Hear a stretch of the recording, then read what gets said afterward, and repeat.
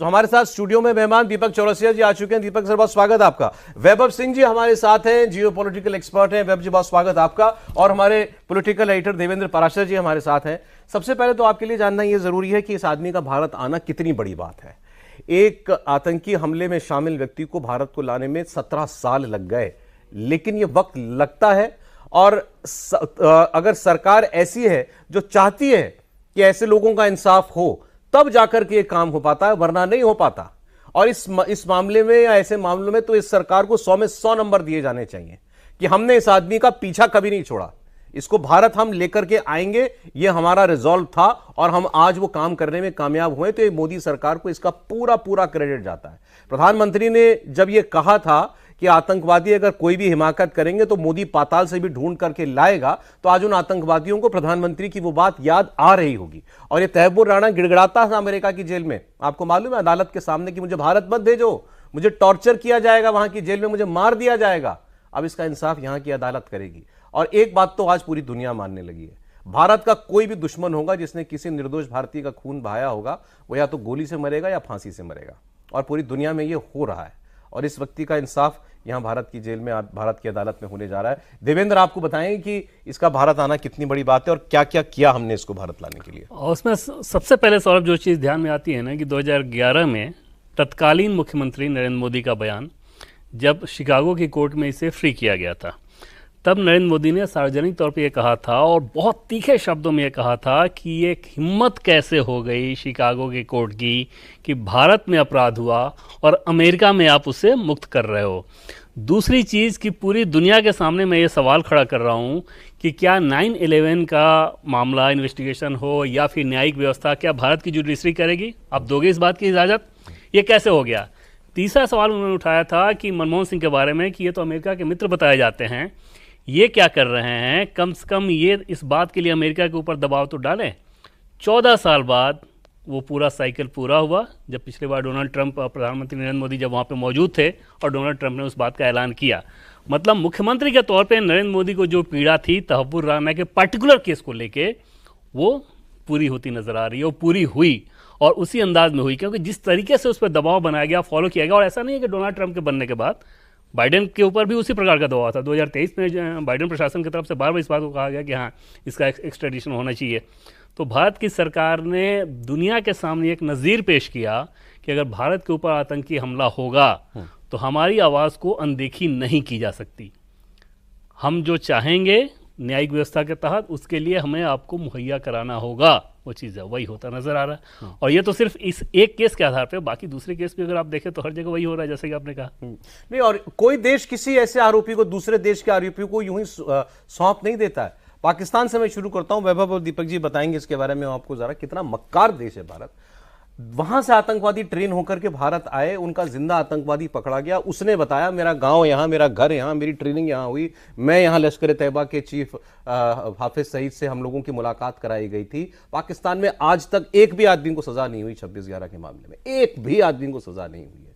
और इनके network America तक फैले रहते हैं, पूरी लॉबी काम करती है वहां पर कि कोई भी ऐसा आदमी जो है वो भारत के हाथ नहीं लगना चाहिए। और इस केस में भी करी होगी कोशिश इसको ना भारत भेजने की, जैसा अभी आपने खुद ही बताया, एक बार तो बरी हो गया था ना अदालत से। बिल्कुल, और इस बार भी ये कहा गया कि जब एक बार बरी हो गए तो फिर उन्हीं सबूतों के आधार पर भारत क्यों भेजा जाना चाहिए। इस बार भी लास्ट जो प्ली था ना सुप्रीम कोर्ट में, यही था उसका। और ये तो इसका तो रोल बड़ा मेजर है भाई पूरे हमले के अंदर। जी देखें, आपने इससे कहा कि पाकिस्तान में किसी को सजा नहीं हुई, तो आप बड़ी आइडियल सी बात कर रहे हैं कि सजा नहीं हुई। वहाँ पे तो लखवी के वो जेल में था, उसके घर पे बच्चे पैदा हो रहे थे। अब आप सोचिए कि जेल में रह करके, और जब मैंने वहाँ पे एक वहाँ के पत्रकार से इस चीज़ को लेकर के मैंने कन्फ्रंटेशन किया एक बार, आज से तकरीबन 5-6 साल पहले, मैंने कहा ये कैसे हो रहा है कि आप ये कहते हैं कि वो जेल में है और उसके बच्चे भी हो रहे हैं। तो कहते जी हमारे यहाँ पे जेलों में ये नियम है कि कैदी चाहे तो अपने परिवार को लेके भी रह सकता है। ठीक है, मतलब कहते ये हमारे यहाँ पे प्रोविजन है हमारे कानून में, स्पेशली खैबर पख्तूनख्वा में। तो ये आप इस तरह के स्टेट के साथ डील कर रहे हैं, पहली बात। दूसरा, ये पाकिस्तानी है। और दूसरा देखें, तहव्वुर राणा का रोल 26/11 के हमले में मैं सबसे ज्यादा इंपॉर्टेंट मानता हूं, क्योंकि सारी की सारी फंडिंग ही उसी ने करी। पैसे का जितना लेन देन हुआ, तो आपको याद होगा जब इसने अपनी तीसरी शादी करी एक मोरक्कन लड़की से, अपना डेविड कोलमैन हेडली, इसका असली नाम दाऊद गिलानी है, और वो जब मुंबई आया रेकी करने के लिए तो वो ताज होटल में रुका। ताज होटल में वो अपनी बीवी के साथ रुका, वहां पे वो तस्वीरें बनाना रेकी कर रहा था। वो उस समय जो पैसे उसको मिलते थे वो क्रेडिट कार्ड पे शॉपिंग कर रहा था, कैश में नहीं कर रहा था। वो क्रेडिट कार्ड पे पैसे देता था। उस क्रेडिट कार्ड पे पैसे लोड कौन कर रहा था? वो तहव्वुर राना कर रहा था। ठीक है। उसके बाद जब ये दौराए आम के लिए वहां लश्कर तैयबा जाता था या दौराए खास करने लश्कर तैयबा, क्योंकि वो 2 ट्रेनिंग प्रोग्राम्स हैं लश्कर तैयबा के, तो उसके लिए फंडिंग कौन करता था? तहव्वुर राना करता था। ये 2-2 साल अपने घर से बाहर अमेरिका से दूर रह करके पाकिस्तान में रहता था। उस दौरान इससे खर्चे कौन उठाता था? तहव्वुर राना करता था। 26 से 11 के दौरान जितना भी पैसा खर्च हुआ वो भले ही आईएसआई ने दिया हो, मेजर इकबाल उसमें एक कैरेक्टर है और भी बहुत सारे कैरेक्टर्स हैं, लेकिन वो पैसा चैनलाइज किसकी तरफ से हुआ? तहव्वुर राना की तरफ से। वो जो कि खुद एक रिटायर्ड पाकिस्तान आर्मी ऑफिसर है। और ये दोनों डेविड कोलमैन हेडली और तहव्वुर राना हबीब पब्लिक स्कूल एक साथ वहां पे इन्होंने स्कूलिंग की है। एक साथ ये हीरोइन करने के लिए खैबर पख्तूनख्वा जाया करते थे। वहां से ही पहली बार इसने 2 किलो हीरोइन लेकर के ये अमेरिका गया था, जिसके बाद ये डीए का एजेंट बना। और तहव्वुर राना इसके शुरू से लेकर के अंत तक डेविड कोलमैन हेडली, आईएसआई के अंदर पाकिस्तान आर्मी के रिलेशंस, अगर आप उस पूरे जाल को देखेंगे ना, उस पूरे जाल में एक कैरेक्टर आपको ऐसा मिलेगा जिसकी एक्सेस हर जगह पे है, जो बीच में बैठ करके हर तरफ कोऑर्डिनेशन कर रहा था। उसका नाम तहव्वुर राना है। मीडिया ने उसको बहुत अंडर प्ले किया है क्योंकि डेविड कोलमैन हेडली को बहुत ज्यादा हाइप हुआ उस दौरान जब वो पकड़ा गया था तो बड़ा हाइप हुआ था। लेकिन तहव्वुर राना को बहुत अंडर प्ले किया गया, लेकिन वो कहीं उससे ज्यादा, क्योंकि वो बताएगा आपको कि पाकिस्तान आर्मी के अंदर से कौन से लोग थे, कौन ऑफिसर्स डील कर रहे थे। अमेरिका अंदर तक ये घुसा हुआ है, अंदर तक ये घुसा था कि ये खुद रिटायर्ड फौजी है पाकिस्तान आर्मी का। तो जो कनेक्शंस थे आईएसआई के अंदर वो तहव्वुर राना के थे। तो अगर चेक चेन बनाए, अगर जो वो 10 आतंकवादी आए थे जिनमें से 9 उसी वक्त मारे गए और कसाब पकड़ा गया, बाद में उसको फांसी हुई, वो हमला करने वाले, उनको कोऑर्डिनेट्स देने वाले, रेकी करके बताने वाला कि यहां यहां तुमको हमला करना है, वो डेविड हेडली। डेविड हेडली को भारत भेजने वाला, उसको पैसा देने वाला, वो ये आदमी है जिसके ठीक पीछे आईएसआई खड़ी है। जी ओके, तो आप समझिए कितना इंपॉर्टेंट शख्स ये उस पूरे हमले में था। और मैं और सर तो उस वक्त ताज होटल के बाहर थे जब ये हमला चल रहा था। पहली मुलाकात मेरी आपसे तभी वही हुई जी थी। बिल्कुल, हमारी तब मुलाकात हुई थी और हमने देखा था कि उस वक्त मुंबई का क्या हाल था। मुंबई ब्लीड कर रहा था बुरी तरह। मुंबई कैसे खड़ा हुआ, सौरभ आप और मैं उसके प्रत्यक्षदर्शी रहे हैं। लेकिन यहीं पर तहव्वुर राना का रोल खत्म नहीं हो जाता है। तहव्वुर राना इन सबका एक मीडिएटिंग पॉइंट है, इन सबका जुड़ते हुए पॉइंट है। आईएसआई से वो इन्वॉल्व है, बिल्कुल है। पाकिस्तान आर्मी से वो इन्वॉल्व है, बिल्कुल है। लश्कर तैयबा और हाफिज सईद से वो इन्वॉल्व है, बिल्कुल है। जकीर रहमान लखवी से वो इन्वॉल्व है, बिल्कुल है। नीचे वाली लॉबी से इन्वॉल्व है, बिल्कुल है। पाकिस्तान आर्मी के रिटायर्ड कर्नल और फौजियों से मिला हुआ है, बिल्कुल है। लेकिन एक चीज जिसके बारे में उस वक्त की इन्वेस्टिगेशन ने भी ध्यान नहीं दिया, और ध्यान इसलिए नहीं दिया क्योंकि लंबा समय गुजर गया, और उस वक्त उस इन्वेस्टिगेशन का मैं एक लूप होल आपको बताना चाहता हूं। भाई तहव्वुर राना आया, भारत में भी रहा, वो रेनेसा होटल के अंदर अटैक से 5 दिन पहले वो गया। इससे पहले कई बार डेविड कोलमैन हेडली आया और तहव्वुर राना को डाउन प्ले किया गया, डेविड कोलमैन हेडली को जो है ओवर प्ले किया गया। तब भी हेडलाइन मैनेजमेंट होता था सौरभ, मैं कहना नहीं चाहता, तब भी हेडलाइन मैनेजमेंट होता था। क्यों डेविड कोलमैन हेडली को ओवर प्ले किया जाता था, क्यों तहव्वुर राना को अंडर प्ले किया जाता था, उसका मैं एक बेसिक कारण बताता हूं। उसका बेसिक कारण यह था कि हमारे यहाँ तो ये सार्वजनिक तौर पर स्वीकारोक्ति है कि भारत से एक बार पूछा गया कि 2008 में आपके ऊपर इतना बड़ा हमला हुआ, मुंबई आतंकवादी हमला, उसके बाद भी आपने पाकिस्तान को इसका जवाब क्यों नहीं दिया। तब एक अमेरिकन नेता की बुक में एक कोड है कि शायद बीजेपी को उसका ज़्यादा फायदा हो जाता। तो उस वक्त भी जो इन्वेस्टिगेशन हुई थी, मुझे बहुत अच्छी तरह याद है, आर पाटिल का मैं इंटरव्यू कर रहा था। ये शायद 29/11 की बात होगी, 29 नवंबर को, जब सब कुछ खत्म हो गया था। मैं सीधे आर पाटिल के घर गया था, वो deputy chief minister, home minister थे। मैंने आउटराइटली सिर्फ उनसे एक ही सवाल पूछा था कि अगर ये सब कुछ हुआ है, कोऑर्डिनेट्स गए हैं, बाकी सब हुआ है, तो इसका मतलब यहाँ पर कोई ना कोई स्लीपर सेल होगा। ऐसा तो नहीं हो सकता 10 आदमी प्रकट हो गए, कोऑर्डिनेट्स भी आ गए, सिर्फ 2 आदमी, इतने बड़े man on the mission Tahawwur Rana और डेविड कोलमैन हेडली, कि उन्होंने सब कुछ कर लिया, सब कुछ कोऑर्डिनेट ही हो गया। आपको किसी तरह का मुंबई में कोई सपोर्ट ही नहीं मिला। आप सिर्फ टैक्सी से घूमते रहे, आपको कोई मिला ही नहीं। आपका ऑफिस खुल गया तारदेव के अंदर, वो कैसे खुल गया, उसी के बिहाफ पर डेविड कोलमैन हेडली भारत के अंदर आ गया। तो मेरे ख्याल से बहुत सारे मिसिंग लिंक्स थे जिनके ऊपर हमें ध्यान नहीं दिया गया। लेकिन जहां तक आप लोगों ने, हमारे साथी कह रहे हैं पाकिस्तान का इन्वॉल्वमेंट, बिल्कुल पाकिस्तान का इसमें इन्वॉल्वमेंट है, और वो तो ओपन सीक्रेट है।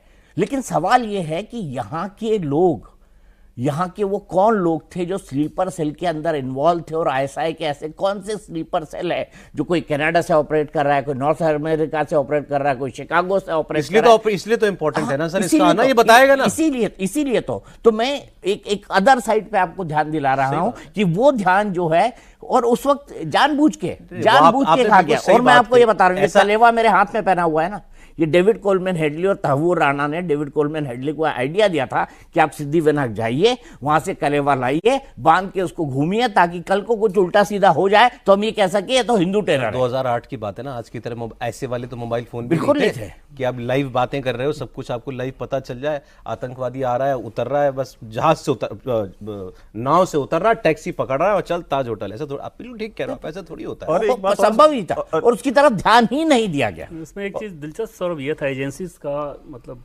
मेंटल बैंक्रप्सी कहिए कि जब वो आया इंडिया, एक पाकिस्तान का पूर्व फौजी वो इंडिया आ रहा है, और इंडिया से लौट के जब जा रहा है तो पाकिस्तान जा रहा है, और किसी ने जानने की कोशिश नहीं की कि क्यों आ रहा है। और न सिर्फ वो मुंबई आ रहा है बल्कि 6 शहरों में गया, वो अलग अलग शहरों में जा रहा है। तो किसी ने तहकीकात कराने की उस समय कोशिश नहीं की इंटेलिजेंस एजेंसीज ने। जो कंपनी उसने खोली वीज़ा दिलाने की, वो 5 साल बाद लैप्स हो रहा है, उसके लिए दोबारा वो अप्लाई नहीं कर रहा है। तो वो सारा तो लूफो सिस्टम तो एकदम दिख रहा था कि आप आंख मूंद के सोए हुए थे कि आओ तो करो। जब पहली बार वो डेविड हेडली वाला कैन खुला ना, उसके बाद से चीजें पता चलनी शुरू हुई कि तार कहाँ सब इन लोगों के। और ये अपने दोस्त डेविड हेडली की गवाही पे ही पकड़ा गया वैसे अमेरिका में, आपको बता दें। और एक चार्ज, अब ये कन्विक्टेड आदमी है वहां का, ये जब 26/11 में और डेनमार्क में एक अखबार पर हमला करने के आरोप में इसको जेल हुई थी। और ये भी बहुत कम होता है कि आप अपने एक सजा याफ्ता आदमी को भेज रहे हो। डेविड हेडली तो अभी तक उनकी जेल में ही है। 2 चीजें हैं सौरभ जी, एक जो दीपक भाई ने बताई, एक तो जो कलावा वाली बात है, ये कलावा तो कसाब के भी हाथ में बांध के भेजा गया था। और जिस समय ये हमला चल रहा था पाकिस्तान में, उस समय मेन स्ट्रीम मीडिया पे, जियो न्यूज पे, डॉन पे बैठ करके जो उनके सो कॉल्ड डिफेंस एनालिस्ट हैं पाकिस्तान के, वो बैठ करके उस समय ये कह रहे थे कि जी हमने तो फुटेज देखी है, उसके हाथ में लाल धागा बांधा हुआ है, वो तो हिंदू है। यहाँ पे अभी हमला कंक्लूड नहीं हुआ है, बट वहां पे ये नैरेटिव बिल्डिंग शुरू हो गई थी पाकिस्तान के अंदर। क्या बात करो आप, यहाँ तो कंक्लूड होने के बाद बड़े बड़े नेताओं ने बुक ऐसे बुक लॉन्च में जाके शिरकत करी जहाँ पीछे बड़ा बड़ा लिखा किताब लिखी गई 26/11 आरएसएस की साजिश। और वो एक आप देख लीजिए, और एक चीज आप ये भी देखिए कि जो ये पूरा का पूरा जो प्रपंच फैलाया गया, डेविड कोलमैन हेडली, डेविड जो इन्होंने जो हेडलाइन मैनेजमेंट की बात की, दाऊद गिलानी, उसके घर का नाम लाहौर में आज भी उसका घर एज इट इज खड़ा है, उसके घर का नाम गिलान हाइट्स है। ठीक है, उसकी मां जो पब चलाती थी फिलाडेल्फिया में अमेरिका में, उसका नाम खैबर पास पब है, आज भी है वो बिल्डिंग वहां पे। मतलब आप सोचिए कि उसका नाम दाऊद गिलानी, आज तक इंडिया में मेन स्ट्रीम चैनल पे कभी कोई उसका नाम दाऊद गिलानी बोलता ही नहीं है। क्यों? क्योंकि डेविड कोलमैन हेडली बोलते हैं। तो देखिए, आप आतंकवाद में भी आप अपीजमेंट ढूंढते हैं। ये कितनी अनफॉर्चुनेट बात है, कितनी दुर्भाग्यपूर्ण बात है कि आप डेविड कोलमैन हेडली बोलेंगे, दाऊद गिलानी नहीं बोलेंगे आप। अरे मैं यहां से थोड़ी सी अब एक लार्जर बात करना चाहता हूं। हम लोग बहुत सुनते आए थे बचपन से कि दुनिया में अगर कोई एक ऐसी इंटेलिजेंस एजेंसी है जो छोड़ती नहीं किसी को, तो वो मोसाद है, इजराइल की एजेंसी है। वो अब वो उनके ओलंपिक टीम के ऊपर हमला हुआ था, म्यूनिक ओलंपिक के ऊपर, और उसके बाद उस पर तो फिल्में बनी है कि मोसाद ने 10 साल लग गए उनको, लेकिन आखिरी आदमी तक पहुंच के उसको मारा, छोड़ा नहीं। हाँ, उसको ये ऑपरेशन आप कुछ वैसा ही समझिए। और हम तो इसको सही रास्ते से लेकर के आए, कागज वाले रास्ते से इसको भारत लेकर के आए। लेकिन आज दुनिया में कहीं भी कोई भारत का दुश्मन होगा, वो चैन की सांस नहीं ले सकता। अब मैं वो नामालूम अफराद और गोली चलाने वालों की बात नहीं कर रहा हूं जो पाकिस्तान में आजकल किसी को भी मार देते हैं। कौन मार रहा है किसी को पता नहीं। भारत की घोषित पॉलिसी तो यही है कि हम ऐसे मामलों में न्यायिक व्यवस्था का ही पालन करते हैं, क्योंकि जो घोषित है तो उसी का वो ईश्वरीय न्याय है कि उनको नामालूम लोग मारने जब मार रहे हैं। ये जरूर ये हो रहा है कि जैसे पाकिस्तान में स्वर उठा के देख लें तो पिछले 5 सालों में 21 से 33 तक की रिपोर्ट अलग अलग आई है कि ऐसे मारे गए हैं, और उन सबका संबंध अगर जोड़िए तो किसी न किसी आतंकवादी संगठन से। आज भी कोई मारा गया है वहां। जैसे अब एक वहां पे एजाज अहमद करके था, उसने ये सपना देख रखा था कि भारत में वो IS खड़ा करेगा घोषित तौर पर। उसको आतंकवाद की किताब कहा जाता था। IS वाला, अब वो ISIS वाला अच्छा IS वो यहाँ पे खोलना चाहता था भारत में। मतलब भारत में इस तरह से रेडिकलिज्म बढ़ाना चाह रहा था। कुछ न जाने ईश्वरीय शक्ति आई, कुछ रहस्यमय लोग आए और गोली मारे। मैं तो इनकी बात करता हूं सर, जो हमारे सबसे बड़े दुश्मन कौन है? दो लोगों की बात, हाफिज सईद और मसूद अजहर, पिछले 20 साल में इन्हीं लोगों के सबसे ज्यादा नाम चले ना भारत में, और है भी है। कब दिखे आखिरी बार ये हाफिज सईद को? आखिरी बार कब देखा गया? ये तो जलसे करता था। मसूद अजहर पब्लिक स्पीचेस करता था, इसका वहां मदरसा चलता है मुरीदके में, सब जानते हैं, तो पब्लिक नॉलेज है। लेकिन कब आखिरी बार आपने इसको देखा? और क्यों नहीं दिखाई देते ये लोग? पाकिस्तान की अंतरात्मा तो नहीं जाग सकती, वो तो मरी हुई है कि उसने जो है कहा हो कि ना तुम बड़े बुरे लोग हो, मैं तुमको ठीक कर दूंगा। ये मारे मारे फिर रहे हैं पाकिस्तान में, मारे मारे डर के मारे छुपे हुए फिर रहे हैं। इसके भतीजे अबू कातिल और उसके बेहद करीबी इनफैक्ट ये भी खबर आई कि हाफिज सईद को खुद को मार दिया गया है, लेकिन बाद में पाकिस्तान ने बहुत उसमें भी बड़ा हेडलाइन मैनेजमेंट किया। उसके सगे, उसके घर के ही एक परिवार के इंसान को गोली मार दी गई थी, और खबर ये थी कि हाफिज सईद को भी उस हमले के बॉम्ब ब्लास्ट भी हुआ था इसके घर के बाहर। इसके घर के बाहर अभी तकरीबन ऑलमोस्ट 1 साल पहले बॉम्ब ब्लास्ट हुआ था, और इससे घर की जितनी भी खिड़कियां थी वो सारी टूट गई थी उसके इम्पैक्ट की वजह से। वो किसी ने इसकी लाइफ के ऊपर अटेम्प्ट किया था, लेकिन वो कुछ 150 फीट की दूरी से रह गया। अगर 150 फीट अगर और गाड़ी आगे गई होती तो आज वो 6 फीट नीचे होते। और देखिए सबसे बड़ी चीज़ क्या है, पाकिस्तान इजराइल, अभी मैं 2-3 दिन पहले इजरायली एम्बेसी में वहाँ के एम्बेसडर के साथ था, तो हमने एक पॉडकास्ट किया साथ में 1-1.5 घंटे का। तो वहाँ पे हमारी उनसे काफ़ी लंबी चौड़ी बातचीत हुई। कोई हम मोसाद से या इजराइल से कोई क्रेडिट नहीं ले रहे, लेकिन देखिए उनके पास एक लेवरेज है कि दे ओन हॉलीवुड, तो वो फिल्में अच्छी बना लेते हैं, इसमें कहीं कोई दो राय नहीं है। स्टोरी टेलिंग दुनिया भर में हो जाती है। ठीक है, तो Hollywood was started by the Jews, उसकी शुरुआत नींव उन्होंने रखी थी। पहले जो फिल्म इंडस्ट्री हुआ करती थी अमेरिका की, वो न्यूयॉर्क में हुआ करती थी। हॉलीवुड लेके जाने वाले यही लोग थे, तो वो तो ठीक है। लेकिन अमेरिका का पूरा पैटर्नेज है, जूइश लॉबी पूरे अमेरिका कौन चला रहा है? ठीक है, वही चलाते हैं। और अगर आप इंडिया को देख लें, इंडिया को कभी भी पेट्रोनेज अमेरिका को छोड़िए, हमारे सबसे बड़े दुश्मन को पेट्रोनेज हमेशा से अमेरिका की रही, ठीक है, पाकिस्तान को हमेशा से रही। उसके बावजूद उस देश को 2 टुकड़े में तोड़ा हमने। हमारे इजराइल के नेबरहुड में कोई भी न्यूक्लियर पावर स्टेट नहीं है, ठीक है। हमारे 2 जो दुश्मन है, 2 के दोनों न्यूक्लियर पावर्ड है, ये भी आप देखिए। तीसरी चीज आप ये देखिए कि हमारी जो एजेंसीज हैं, हमारी एजेंसीज ने इस तरह का मुल्क जहां पे हमारे जैसे हमारे यहाँ लोग हैं, मतलब हम कहते हैं हमको तो दुश्मनों की जरूरत ही नहीं है बाहर, हमारे तो अपने इतने काफी हैं।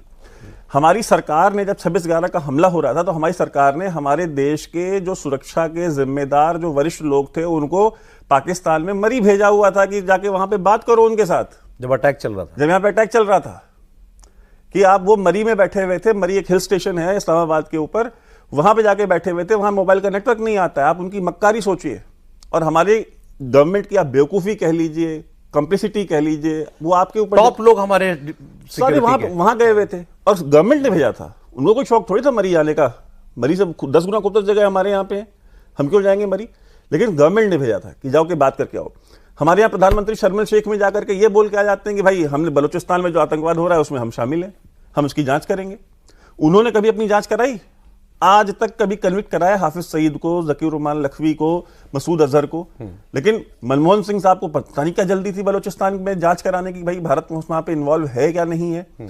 तो ये बदला, देखिए मैं तो कह रहा हूं कि ये 10 साल में मैंने आंखों से बदलते देखा है सर। हमने वो दौर देखा हुआ है ना, हम उस जनरेशन के लोग हैं कि मुंबई में हो रहा है, जयपुर में बम फट रहा है, दिल्ली में बम फट रहा है, सरोजनी नगर में, और यहाँ पर डस्टबिन के अंदर बम मिल रहे हैं। बसों में लिखा जा रहा है कि कोई सार्वजनिक वस्तु छूट जाए तो उसको छूइएगा नहीं, ये बम हो सकता है। आज दिखता है आपको कहीं है? 2004 ये सब जगह पब्लिक नोटिस लगे होते थे। कौन सा शहर बचा था? जयपुर, अहमदाबाद, सूरत, हैदराबाद, बनारस, अयोध्या, कौन सा शहर छोड़ा था इन्होंने? बैंगलोर, पुणे, सभी जगह। और मैं आपको यहाँ बताना चाहता हूँ, प्रधानमंत्री मोदी की 2014 की पॉलिटिकल रैली पटना में ब्लास्ट।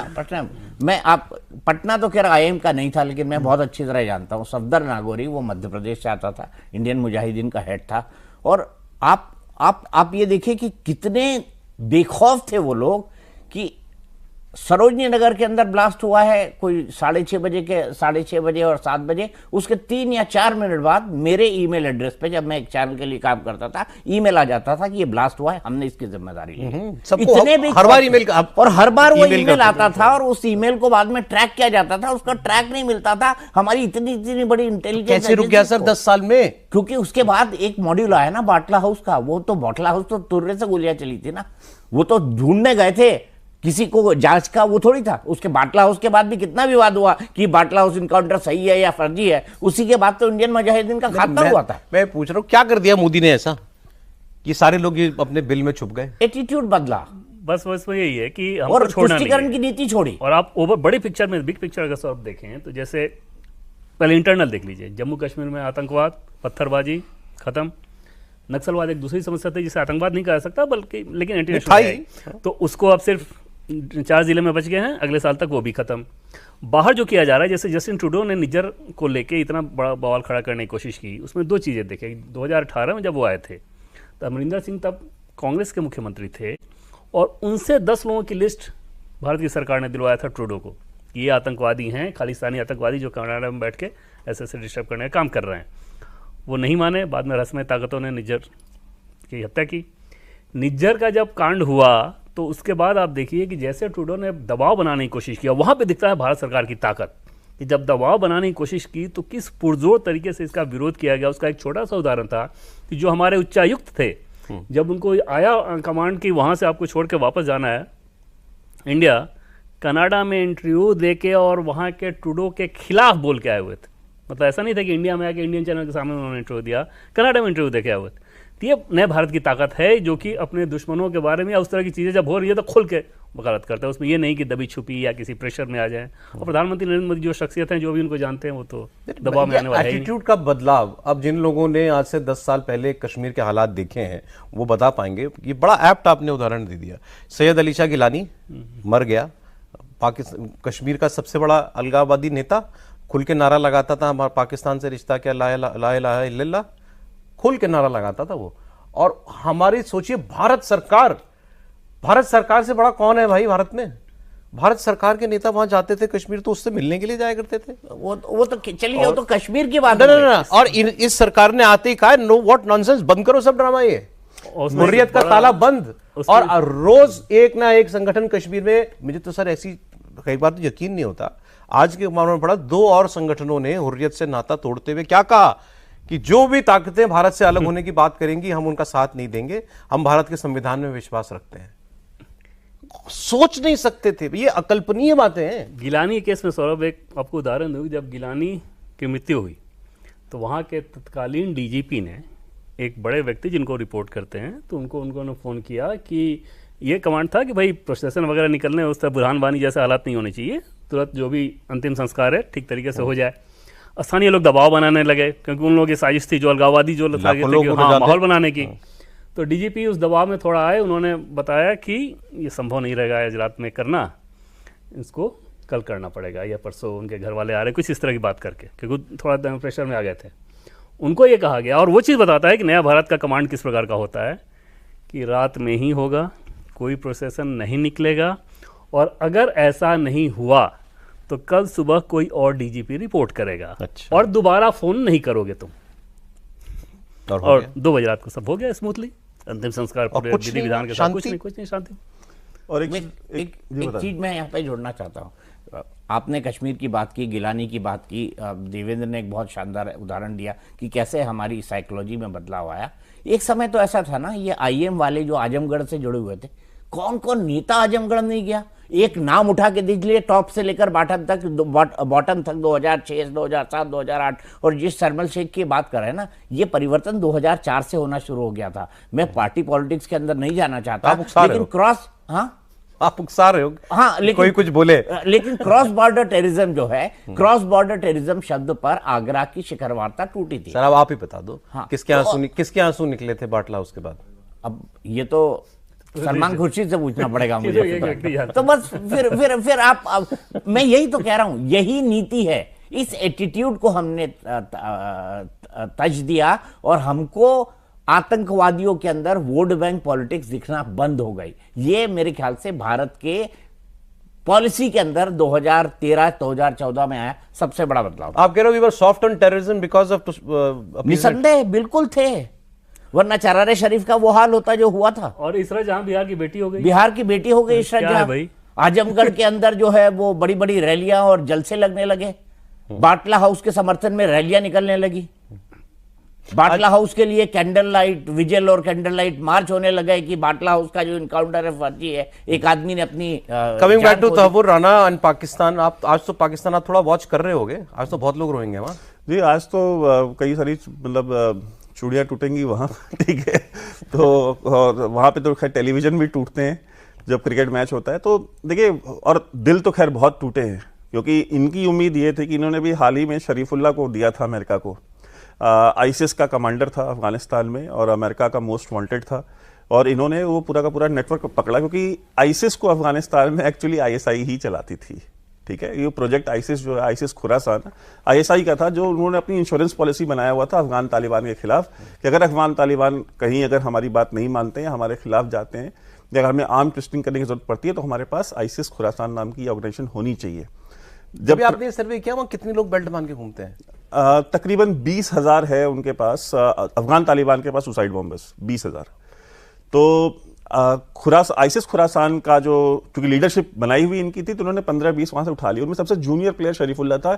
इन्होंने इस होप में उसको दिया था कि अगर हम इसको दे दें तो ये तहव्वुर राना को इंडिया को हैंडओवर नहीं करेंगे, ठीक है। और उन्होंने ये तक नेगोशिएट किया कि अगर आपको और चाहिए तो हमारे पास 20 और रखे हैं इससे सीनियर, हम वो भी दे देंगे, लेकिन इसको दो मत। लेकिन चूंकि इंडिया ने एक स्टैंड ले लिया था कि नहीं भाई, ये हमको चाहिए एट एनी कॉस्ट।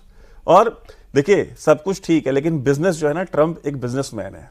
वो ये कहता है कि बाकी सारी चीजें ठीक है, लेकिन बिजनेस अपनी जगह पे है। वो बिजनेस, उसका एम ये है कि इंडिया के साथ उसको $500 बिलियन का ट्रेड ले जाना है, ठीक है। वो कैसे जाएगा? वो जाएगा इंडिया के कोलैबोरेशन से।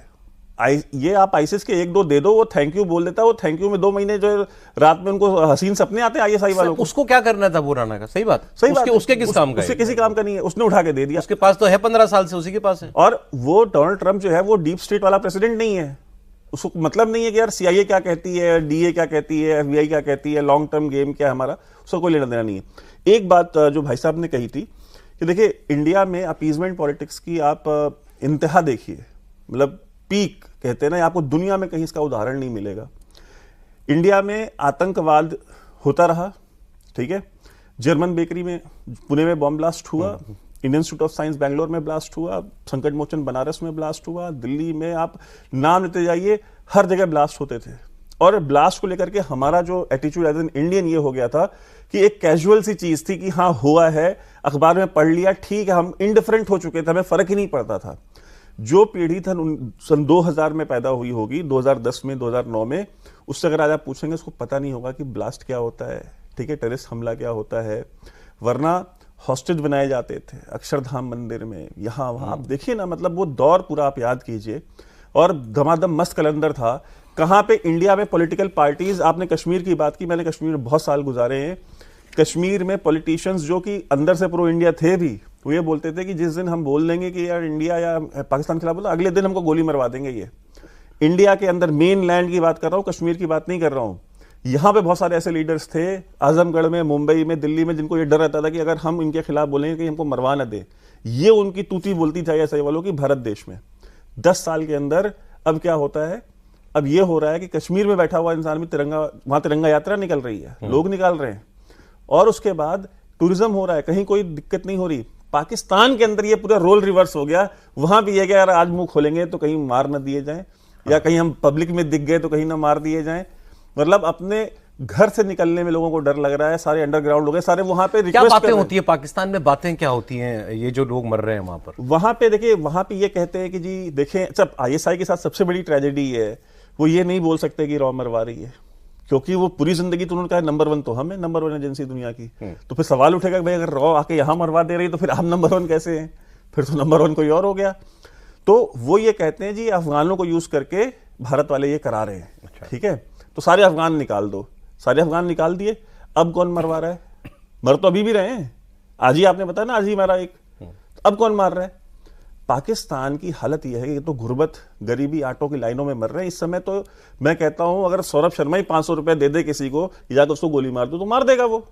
आटों की लाइन में जो मर रहा है, जिसके पास पीने को पानी नहीं है, खाने को रोटी नहीं है, सर छुपाने को छत नहीं है, वो 500 रुपए के लिए किसी को क्यों नहीं मार देगा? उनके इतने आर्मी वाले मर रहे हैं, मैंने तो ये हालत तो कभी नहीं देखी पाकिस्तान की। वो तो टीटीपी और बीएलए वाले मार रहे हैं, लेकिन आप मर चुके हाल फिलहाल में भी शायद? अभी पिछले 1 महीने में 3000 के करीब कैजुअलिटीज हुई हैं। 3000 पाकिस्तान रेगुलर फौजियों की बात कर रहा हूं मैं, ठीक है। अब आप सोचिए कि कोई भी आर्मी दुनिया की इस तरह की कैजुअलिटीज कैसे फेस कर सकती है। आपकी पूरी कारगिल वॉर में, जहां आपने फुल फ्लेज वॉर लड़ी थी northern light infantry Pakistan army के खिलाफ, वहां पे आपकी इतनी कैजुअलिटी है, और वहां पे 1 महीने के अंदर सिर्फ ये जो फ्रीडम फाइटर्स हैं वहां पे, चाहे बलोच हो चाहे वो टीटीपी वाले हो, इन लोगों ने मार दिया। इन लोगों ने इतने मार दिए हैं। इंडिया का ऑफिशियल इस वक्त, चूंकि हम पाकिस्तान की, हमारे यहाँ अचानक बात होनी बंद हो गई, ना टीवी पे बात होती है, ना कोई मिनिस्टर बोलता है, तो मतलब हमारा क्या पॉलिसी है इस वक्त पाकिस्तान को लेकर? ये रहता है कि जो रस्म में लोग निपट रहे हैं वो अपना निपटते रहेंगे, और उसमें बहुत ज्यादा डिस्कशन का विषय है। नहीं, उस सेंस में नहीं, पाकिस्तान से एक बात, मतलब सरकार की बात कर रहा हूँ, गवर्नमेंट टू गवर्नमेंट हमारा क्या पॉलिसी है इस वक्त? नहीं, गवर्नमेंट टू गवर्नमेंट वही कहना है कि वहाँ गवर्नमेंट नजर तो आए, किससे आप क्या करेंगे? वहाँ तो दिख रहा है ना कि किस प्रकार से विखंडन की तरफ जा रहा है। वहाँ ही गवर्नमेंट जेल में है एक्चुअली। हाँ, तो वहाँ पे क्या ही आप कर सकते हैं उस तरह में। और पाकिस्तान को लेकर आप देखें तो एटीट्यूड, जैसे नया भारत दुश्मन को छोड़ता नहीं, जिस सर्जिकल स्ट्राइक को लेकर बहुत सारे लोग सवाल भी खड़े करते हैं, कितने मारे गए, क्या संख्या इंपॉर्टेंट नहीं था। 300-500 आतंकवादी आप मार दोगे तो आतंकवाद खत्म नहीं होगा। एटीट्यूड इंपॉर्टेंट था कि दुनिया के सामने आप ये कह रहे हो कि हाँ, हमने दूसरे देश की सीमा का अतिक्रमण किया क्योंकि हमारे ऊपर हमला हुआ था, तो हम छोड़ेंगे नहीं। ये चीज़ बड़ी बात है, क्योंकि आप देखें तो कारगिल हमला में भी पाकिस्तान ने अपनी पूरी फौज को भेजा, लेकिन कभी उसने माना नहीं।